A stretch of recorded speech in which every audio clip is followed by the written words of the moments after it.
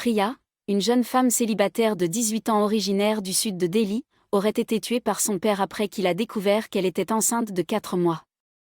La police soupçonne que son père, Lakpa Singh, avait planifié le meurtre parce qu'il craignait la stigmatisation sociale associée à la grossesse de sa fille célibataire. Priya vivait avec sa famille dans le quartier de Tigri, dans le sud de Delhi. Selon la police, après avoir appris que sa fille était enceinte, Singh s'est inquiété des conséquences pour la réputation de la famille. Plutôt que de lui permettre de poursuivre sa grossesse, il aurait décidé de l'emmener à Agra, dans l'Uttar Pradesh, d'où la famille était originaire.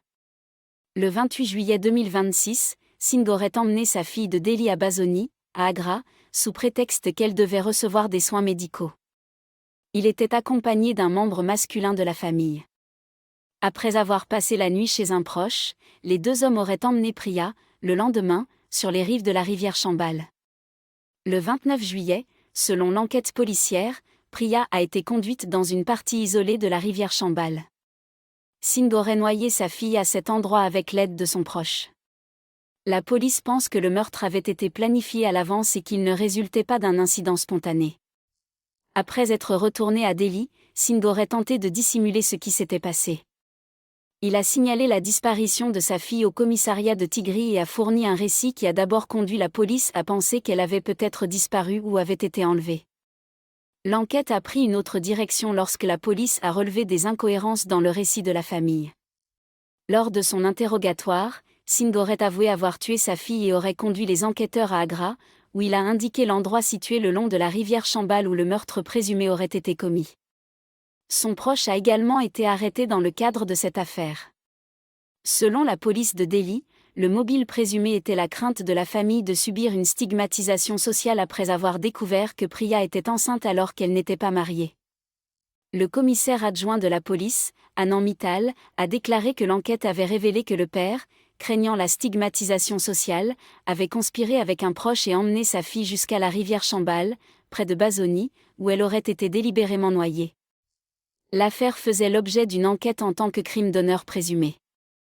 Les circonstances sont particulièrement importantes, car le motif présumé du meurtre n'était pas un acte criminel commis par la victime, mais la peur de la famille d'être couverte de honte en raison de sa grossesse hors mariage. La police a lancé des recherches pour retrouver le corps de Priya dans la rivière Chambal. Selon les dernières informations disponibles, le corps n'avait pas été retrouvé. Les recherches étaient compliquées par de fortes pluies, le terrain difficile des ravins de la Chambal et l'absence de routes praticables permettant d'accéder au lieu présumé du meurtre. La police enquêtait également sur les circonstances entourant la dissimulation présumée du crime.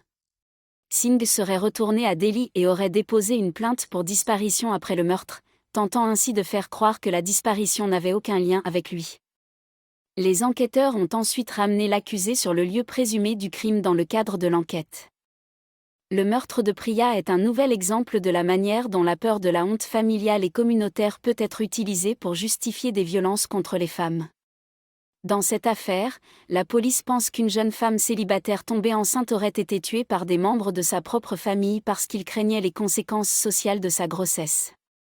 L'enquête se poursuivait et le corps de la victime n'avait toujours pas été retrouvé au moment des dernières informations disponibles. Les accusés demeuraient suspects dans cette affaire et devraient être confrontés à la procédure pénale avant que leur culpabilité puisse être établie. Priya n'est pas le véritable nom de la victime. Merci d'avoir regardé cette vidéo et d'aider à constituer une grande base de données d'histoire sur les crimes d'honneur. Abonnez-vous à notre chaîne, Crimes d'honneur, sur YouTube.